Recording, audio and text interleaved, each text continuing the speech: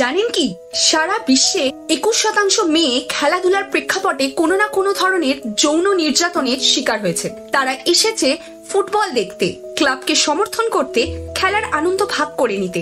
অথচ গ্যালারির মাঝখানে হঠাৎ কেউ অশালীন মন্তব্য করে, কেউ ধাক্কা দেয়, কেউ পিছনে ফিসফিসিয়ে ব্যঙ্গ করে।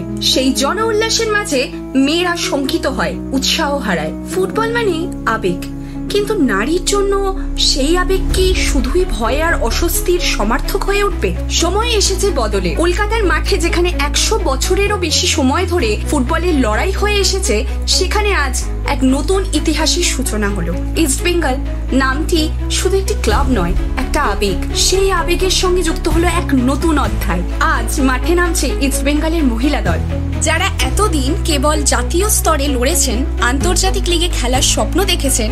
আজ সেই মশাল গার্লসরাই কিচি এফসি ও নমপেন ক্রাউনের বিরুদ্ধে গোল করছে। এ শুধু খেলা নয়, এ নারীর শাশ্বত প্রতিষ্ঠা, যা প্রমাণ করে আন্তর্জাতিক স্তরেও বঙ্গনারী আর পিছিয়ে নেই। তারাও এবার এশিয়ান গেমে লাল হলুদ ব্রিগেডের ঐতিহাসিক নজির গড়তে তৈরি। তাই সব প্রতিকূলতা পেরিয়ে মহিলা খেলোয়াড় ও দর্শকদের সুরক্ষা একান্ত কাম্য, কারণ কলকাতা আজ এক নতুন উল্লাসে মত্ত। জয় ইস্ট বেঙ্গল, জয় নারী শক্তি।